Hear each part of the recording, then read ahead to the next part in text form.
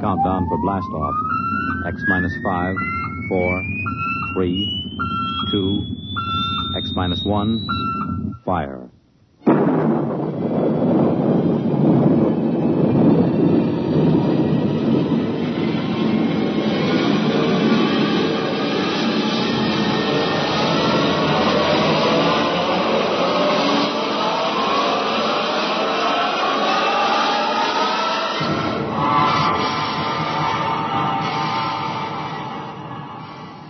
From the far horizons of the unknown come tales of new dimensions in time and space. These are stories of the future, adventures in which you'll live in a million, could be years, on 1,000 maybe worlds. The National Broadcasting Company, in cooperation with Galaxy Science Fiction Magazine, presents X minus 1.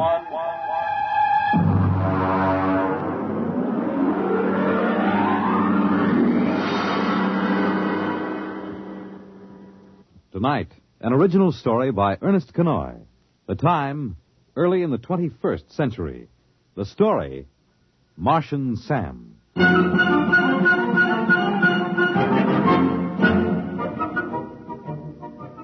whole thing started the first day of spring training. I'd gotten into camp 2 or 3 days before and started to loosen up a little. Because at my age, even batting fungos to an outfielder can tie your muscles up into knots. Although, as a matter of fact, I'd bet that I was in better condition than half the Humpty Dumptys on the club.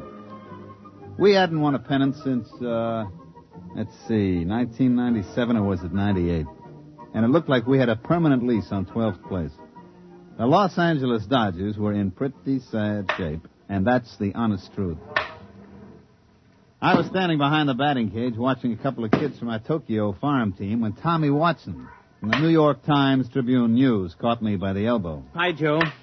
Well, how does it look this spring? Well, Tommy, the club has been considerably improved. Mm-hmm. Several of the youngsters are ready to deliver this year, and, of course, we expect sterling performances from our veterans. Is that what you want? Oh, come on now, Joe, come off it. Has old man Castle loosened up enough to buy a catcher? Not that I know of. Well, how about a left-handed pitcher? Well, they're those 2 boys from Tokyo. Oh, come on, they couldn't throw a cream puff across the dining room table.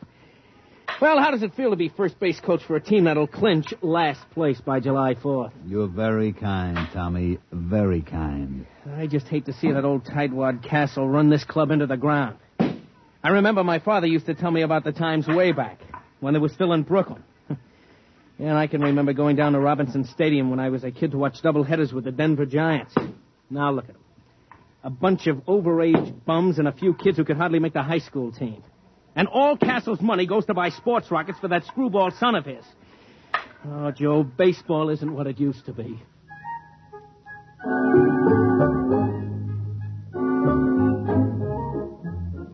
The sad truth of the matter was that Tommy was putting it mild.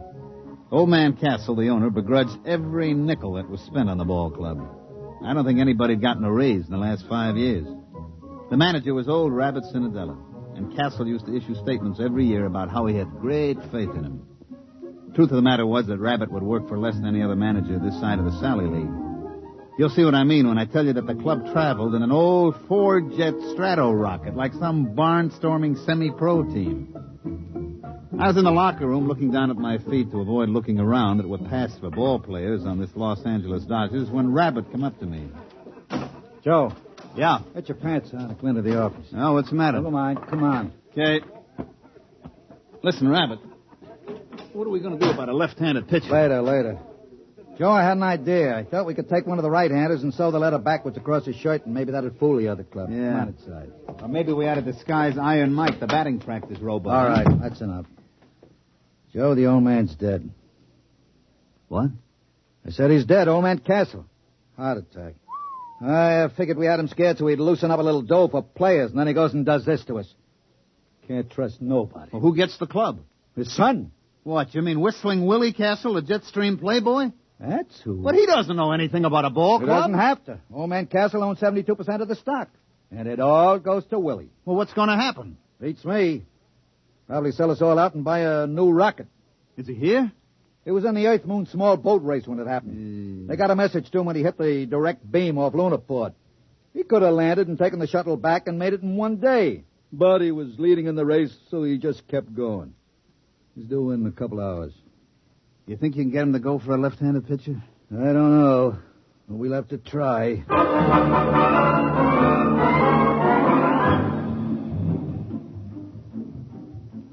Of course, you've heard of Willie Castle.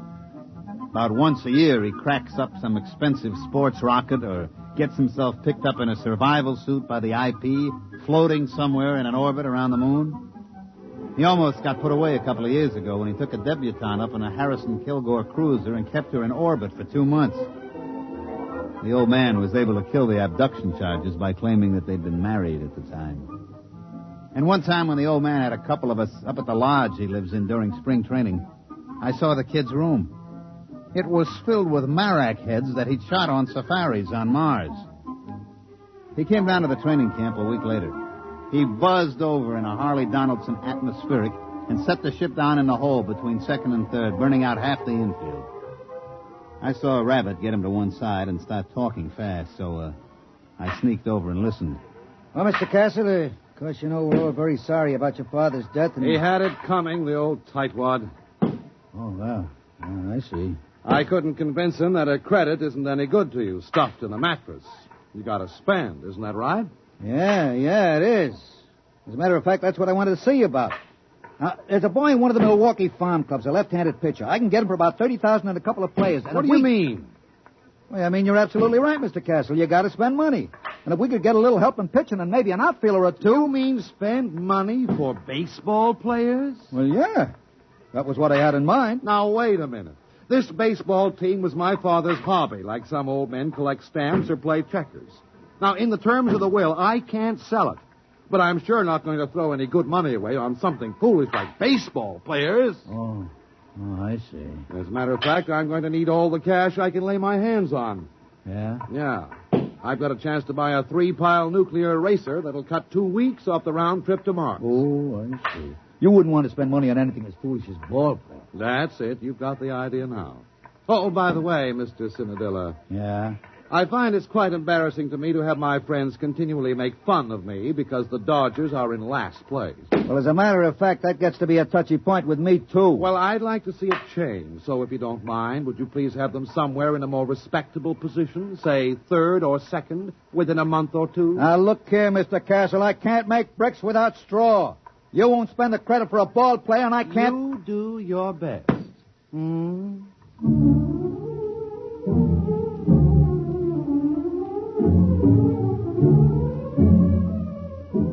Well, after that interview with the new owner, Rabbit went out and tied one on, and I had to run the ball club for 2 days till we got him straightened out. But I can't say as I blamed him. We won one game in the Grapefruit League. We played the Jacksonville high school team and squeaked out a 13-12 victory. What the Yankees and Braves did to us, I'd rather not say. We opened the season at home, and a mediocre pitcher for Pittsburgh threw a no-hitter at us. Actually, that's not quite accurate. The truth is he just pitched, and we didn't hit anything. We lost 10 straight from opening day, and we didn't lose on the 11th day because it rained. Rabbit and me piled into his 97 copter and flew out to the Castle Estate up near Arrowhead. I was in pretty bad shape. For one thing, Rabbit's copter has a wobble, and I was feeling green around the gills by the time we dropped down on the port. Willie Castle was very excited by the time we finally got to see him. He was puttering around a whole mess of stuff piled up in the middle of the floor. Say, how do you like this? Isn't it exciting? Yeah. What is it? It's a Durgo stick. Oh, yeah, sure. And I use it in Mars in a game played between two villages. You see, all the men on one side line up, and then all the men on the other side try to knock them over with these sticks. Isn't it a beauty? Yeah. Look, Mr. Castle, I got to speak to you. We got to have a left-handed pitcher. Oh. You mean for the baseball team? Yeah, that's right, the baseball team. That's what we got to have a left-handed pitcher for. Yeah. Well, now, I can't really be bothered with details of that sort. I'm leaving for Mars in the morning. Oh, by the way, I haven't had a chance to look at the standings recently. How are we doing? Mr. Castle, we may well set him out on record for consecutive games lost. Now, look here. You told me you can't sell the club. And you said you get tired of your friends kidding you about being last. Well, take it from me, Mr. Castle, and I know. Unless we get some ball players on that club, It's going to be last for the next 22 years. Now, look here, Cinderella, I know you can fire me, but I don't care who you hire as manager. Unless you get him a left-handed pitcher and a couple of other players, that club is going to stay last. Oh. Oh, well, then I'll see what I can do. Don't worry about it. What do you mean, don't worry about it? I got to go out there every day and try to make those bums go through the motions. Now, look, I really have to pack. And besides, I'm expecting a new shipment of equipment from Aberfitch and Comby. Now, just don't worry about it. I'll think of something. Goodbye.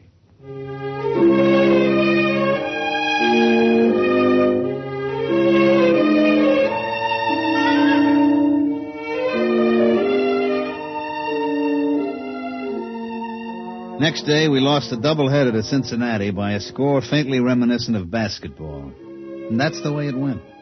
Oh, we won a couple here and there. Like they say, you can't lose them all. About the middle of the season, we were so far behind that the local papers just dropped us off the standings, didn't even bother to report it. It was about this time that Willie Castle returned from Mars. He came out to see us at the ballpark just before the massacre. Well, I notice, Mr. Cinderella, that we're still in last place. Yeah, Mr. Castle, we are. We are lucky we are still in the league. With the ball players that you've given me.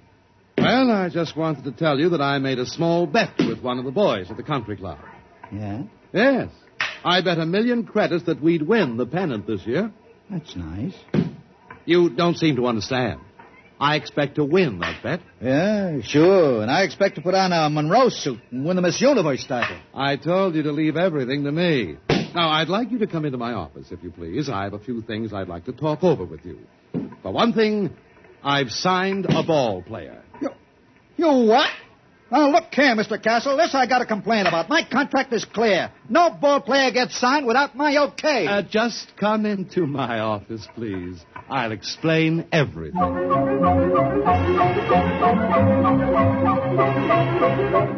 That night, when Rabbit went up to the plate to hand in the starting lineups, I could tell something was happening. For one thing, old Baldy Snuff, the umpire, was looking at the card like it was written in Arabic. All right, who's the pitcher? It's written right there in the card. Saramo, Castro, Perbaco... What's the matter? Can't you read? Oh, come on now. You kidding? Is he Armenian? Nope. Martian. Martian? That's right. Martian.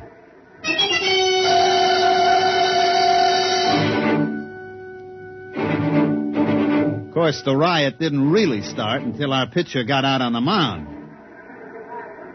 Fred Kurtz, the Milwaukee manager, came running out like he'd been shot from a jet. Baldy Snuff was hollering. The whole Milwaukee bench was looking for a fight, but Rabbit just stood there quiet and calm. He can't do that. He can't do that. Look at that thing. What is that? That's my pitcher. We call him Sam. But you can't play with that. That ain't a ball player. That isn't even a human being. What are you trying to pull, Rabbit? Listen, I got my rights. I sign them legal. Here's the contract. But now look here, Rabbit. You can't get away with that. That thing's only about 2 feet high. 18 inches, as a matter of fact. But how's he going to pitch? He hasn't even got any arms. Sure he has. He's got it curled up. Hey, Sam, wind up. But that arm, it's 32 feet long. That ain't legal. You going to let him get away with that? Oh, there's one other thing. On the end of that arm, look, you see? That's his eye. Rabbit, I'm going to punch you right in the nose. Now, take it easy, Kurtz. Take it easy. Look, I got the papers all here. I've got the United Nations Concordat with the Marshall Colonial Government, a Supreme Court decision in the case of Schultz versus Karawa, Kalpabol, Kalfitz, et al. It's legal. Any Martian citizen is entitled to the same legal rights and privileges as a citizen of Earth. And among those is the right to play ball in a national league. I protest again. I forfeit the game. Rabbit, I'm going to punch you right in the nose.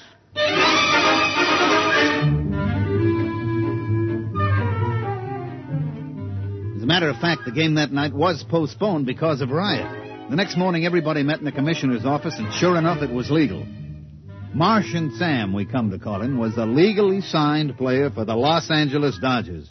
I told you not to worry. I found Sam in a village just north of Marsport. He's a klugel hunter. A what? A klugel hunter.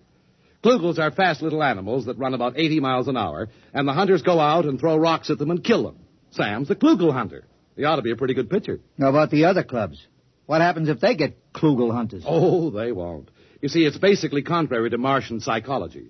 They won't ever leave their own villages. Then how come Sam left? Well, it was an unfortunate accident, really.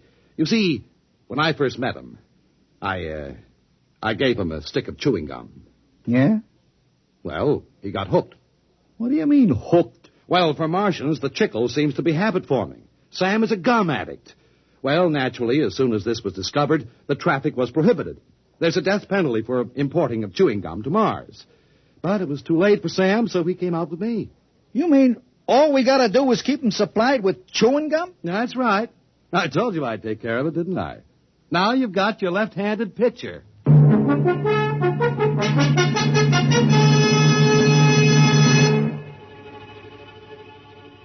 Sam pitched that night.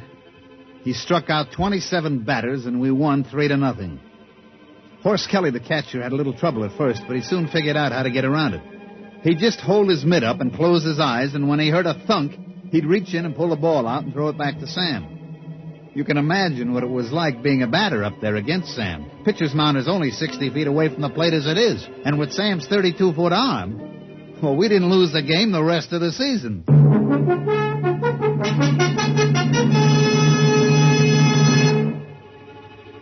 Of course, we started out so far behind that by the last game of the season, we were tied with the Milwaukees, and we were playing them at Milwaukee. The winner of this game won the pennant. Of course, it was a lead pipe cinch for us. Martian Sam had pitched every day since he joined the club. He looked real cute out on a mound, standing 18 inches high in his little Dodgers uniform and in that long 32-foot arm.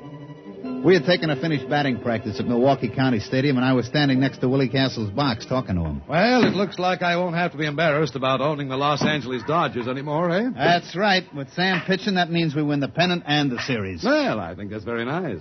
As a matter of fact, I'm thinking of taking the whole team on a barnstorming tour through Mars after the series is over. Hey, Joe! Oh, Mr. Castle. Well, what's the matter? It's Sam. Well, what's the matter? Is anything wrong with him? Did he get his chewing gum? Yeah, he got his chewing gum, but he's just lying on the floor in the locker room moaning. He is? We better get a doctor. Yeah, and all those scales keep falling off him. Oh, no. What's the matter? I know what it is. What? It's the molting season. All the scales will fall off. It'll take him a week to grow new scales. But he can pitch, can't he? No, he can't. Any violent movement would bring on great pain. Well, there goes the ball game. Martian Sam can't pitch. We're dead.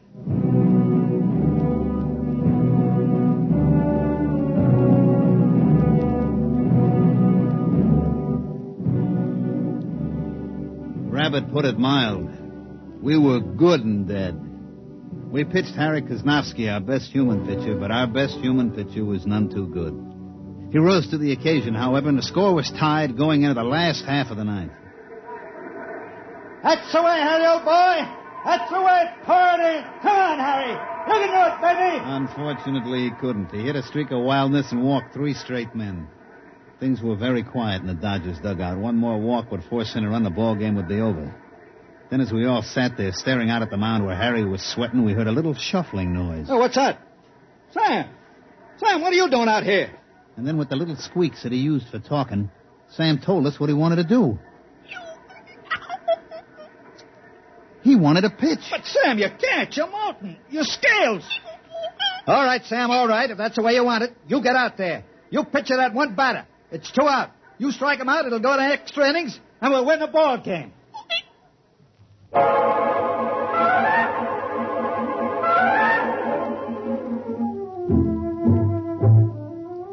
And so Martian Sam trudged out to the pitcher's mound, his tiny legs lagging with great pain. You could just tell the little guy was hurting bad. Now pitching for Los Angeles, Martian Sam. We knew that Sam could do it now. We only had to face one batter and we'd get our chance again. Horse threw the ball out to him and Sam stood there, his eye on the end of his 32-foot arm, blinking with pain. All right, batter up. Let's get a batter in there. The umpire called for the batter and nobody came out of the Milwaukee dugout. Hey, come on, let's go. Hey, Kurtz, get a man up in there. What's the matter, Baldy? Let's get a batter in there. You're delaying the game. What do you mean I'm delaying the game? You get a batter up there. But I got a batter up there. What do you mean? There's nobody in the batter's box. Baldy, I got a contract here for you to read. What are you talking about? Here. Read it.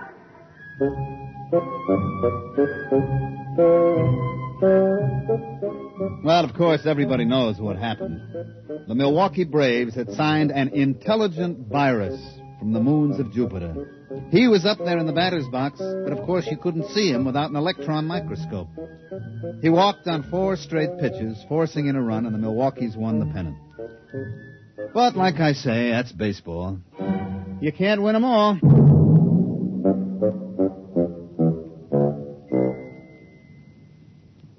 You have just heard X-1, presented by the National Broadcasting Company in cooperation with Galaxy Science Fiction Magazine, which this month features Time in the Round by Fritz Leiber, the story of a dictator who suffered more than any dictator in history. He was so puny, and his victims were so impregnable.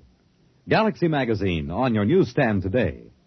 Tonight, X-1 has brought you Martian Sam, an original story written for radio by Ernest Kenoy. Featured in the cast were Mandel Kramer as Joe, Santos Ortega as Rabbit, Ivor Francis as Willie, Jack Orrison as Baldy, Bob Hastings as Tommy, and Bill Zuckert as Kurtz. Your announcer, Fred Collins. X-1 was directed by Daniel Sutter and is an NBC Radio Network production.